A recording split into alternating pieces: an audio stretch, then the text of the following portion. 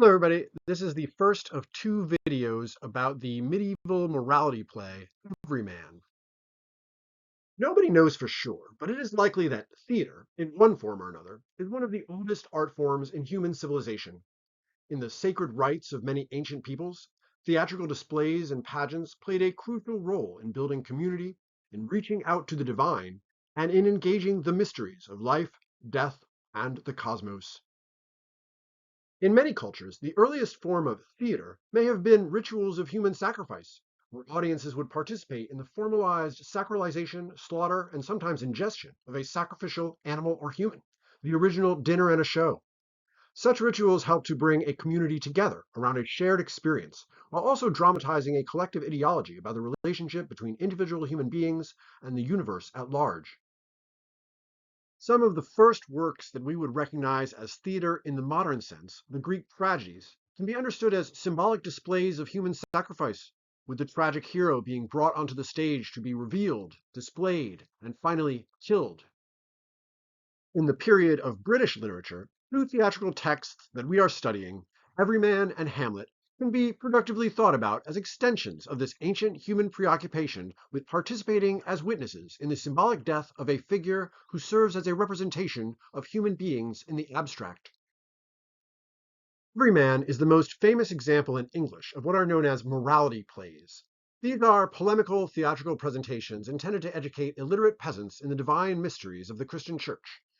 We have already seen in the Middle English lyric Adam le Ibounden how simple English rhymes were used as a way of communicating profound theological mysteries to folks who didn't understand Latin. Everyman has a similar function, only instead of trying to explain the philosophy behind why evil exists, Everyman is more like a practical how-to manual about the do's and do not do's of how to get into heaven. In addition to a sing-songy rhyme scheme that gives the dialogue a catchy bounce, Everyman also uses allegory and personification to give the audience an easy way to think about abstract concepts. The most conspicuous such allegorical figure is Everyman himself, who of course is a stand-in for every man, and maybe women and non-binary people too. We are encouraged to imagine that what is happening to every man is also our fate as well, and that just as in the ceremonial human sacrifices of Neolithic people, his mode of living and dying is deeply connected to our own. Although Everyman seems to have been written with a very narrow ideological purpose, one of the reasons it remains widely read and even occasionally performed in the 21st century is because of the way the text manages to transcend this context to achieve a wider, even universal resonance. If you are not a medieval Christian, certain lessons that every man learns over the course of the play, like that whipping yourself is a good way to improve your chances of getting to heaven, may seem unconvincing to you personally. And yet, I would argue there are at least two ways that every man retains its literary relevance for contemporary audiences, and possibly for all imaginable human audiences in any place and time. For one thing, the play's dramatization of the medieval Christian worldview is so intense that even if you don't believe in heaven and hell, the play can give you a glimpse into the mindset of a cultural perspective that not only believes in heaven and hell, but lives right next door to both. This effect provides a rich source of cultural insight into the psychology of medieval people, as well as a rich opportunity for reflecting on how human culture has and hasn't changed in the last 600 years since Every Man was written. For another thing, Every Man at its core really is a story about every man and woman and non-binary person, regardless of whether they are medieval or modern, whether they are Christian, Buddhist, other, or none. Every man is ultimately a story about death and how to do it. If you're a living creature capable of recognizing the fact of your mortality, then you are every man. You want to know what's going to happen to you? You're in luck. The house lights are going down. The play is about to start. As with many medieval plays, the first person to come on stage provides a kind of summary of the play we're about to see, announcing that the main purpose of the performance is to show how transitory we be all day. The messenger warns us, in the beginning, look well and take good heed to the ending. A warning that recalls the way that the Beowulf poet was always reminding us that even in the peak of their glory, mead halls, torques, and heroes were ultimately all doomed. The messenger introduces the character of God, who comes onto the stage and in the Old Testament way looks down with scorn and anger at the human beings whom he created, whom he, in the form of his only begotten Son Jesus Christ, literally died for, showing their lack of gratitude by living lives full of vanity, pleasure, and indifference to the state of their souls. God resolves to teach every man a lesson, so he introduces a new character onto the stage.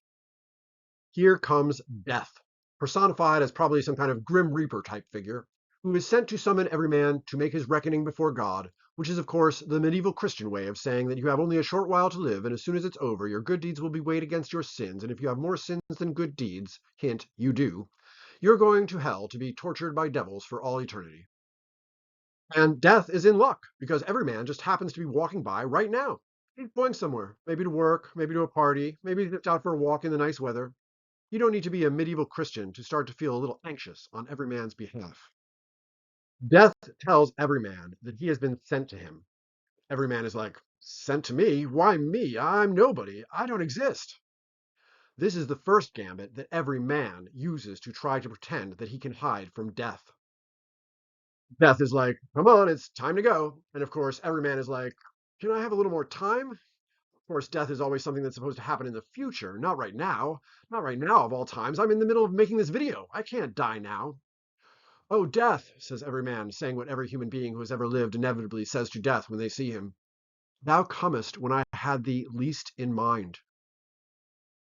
Death, of course, is one of those things that we all know about, but that human beings have a million different strategies for ignoring. The play Everyman tears us away from our habitual illusion of immortality, and that's the first of many things it wrenches away from us. In a strange paradox that possibly suggests the way time warps and distorts at the moment of death, Death tells every man that he has no time and that he has to come right away, right now. And then Death also tells every man that he has some time to see if anybody can help him or even simply accompany him in this moment of mortal crisis. The first person that every man thinks of reaching out to is his best friend, the allegorical figure of fellowship. Ah, my best friend, we've been through so much together. We always told each other that we would stick together no matter what. Fellowship extends a hearty welcome to every man and offers to do anything at all to help with whatever the problem is. Do we need to fight somebody? Is it girl trouble? Do you want to get drunk? Is there someone we have to kill? I'm your best friend, and there's nothing I wouldn't do for you, every man. Every man's like, that's great to hear you say, Fellowship. I sure could use your help. Beth tapped me on the shoulder this morning and says that I have to die and be judged for my sins. If you'd come with me, it sure would make me feel a lot less lonely. Fellowship responds, I thought you meant something fun. Dying and being judged for my sins is not my idea of fun. We're best friends and everything, but I suddenly realize that I have something to do as far away from here as I can get. Good luck with that whole death thing. Love you, bro. Poor Everyman. Not only does he suddenly realize that he is all alone, but he realizes that his best friend has never really loved him, but never really cared about him as a living and dying person, but only used Everyman as a partner in cheap and usually squalid thrills. We are not intended to blame Fellowship personally. It's not because he's a bad friend. He allegorically represents the fact that all friendship only extends so far, and beyond that limit, in the vicinity of my own relationship with my own death, I am cosmically alone before God, for the universe. Okay, so sometimes friends can be selfish jerks. We maybe knew that already. But what about family? Everyman's next idea is to appeal to the allegorical figures of kindred and cousin in hopes that they might be more responsive and sympathetic. But if anything, family is even more unreliable than friendship. Kindred shows no hesitation in assuring every man, as for me, you shall go alone. And cousin gives him the corny excuse that she can't go with him because she has a cramp in her toe. In a final act of bad faith, Kindred leaves every man saying, farewell until another day, even though every man just told them that he's about to die. Living world doesn't want to hear about death, doesn't want to talk or even think about it. They're just like every man was before death tapped him on the shoulder, habitually cocooned in their deliberate ignorance. The moral of the encounters with fellowship and cousin and kindred is that nobody can help you die. You can't hide behind someone else. You can't delegate the responsibility of dying or blend into a crowd. Death is the universe's way of calling you out as an individual in all your nakedness and shame and guilt. Every man has another thought: money. In the past, whenever Everman's gotten into trouble, he's found that his money has helped him get out of it. So why not go to the allegorical figure known as goods, which means wealth or possessions, to see if that figure can be of any help? Every man calls out to goods, but goods immediately illustrates his worthlessness by responding that he's heavy and immobile and can't come when every man calls on him. Like his human friends, who at least had the thoughtfulness to prevaricate, Goods is blunt with Everyman. Not only do I refuse to go with you, he says, but it is in my existential nature that I can't go with you. And not only that, but the fact that you have devoted so much of your love to me is precisely the reason why you're probably going to hell. And also, I was never even yours to begin with. I just passed around from person to person, poisoning their lives. My condition is men's soul to kill.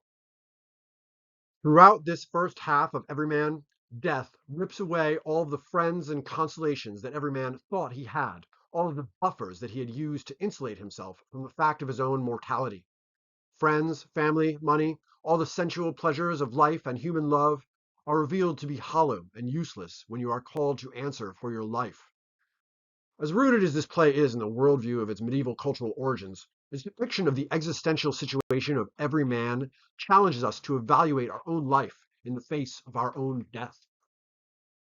And here I would also add that death for every man isn't only or even primarily the fact that he won't be alive anymore. That sucks in itself. But much more chilling, death represents the fact that your life is now a closed book. There is no future to escape into. As long as they're alive, a sinful, selfish person can always tell themselves that they'll reform and change in the future. But once you're dead, your life is what it has been. The life you've lived is the one you've left behind, and you are responsible for it. Every man realizes this in a panic. 12 year, and I might have abiding, my counting book I would make so clear that my reckoning I should not need to fear. Well, every man, you actually had your whole life to work on your counting book. Nobody ever lied to you about the inevitability of death, but you didn't listen until it was too late. If the audience, medieval or modern, is absorbed in every man's story, they are probably mentally flipping through the counting book of their own lives. Maybe they have the same thought that occurs to every man. Let me look at my good deeds. Do I have any? To be continued.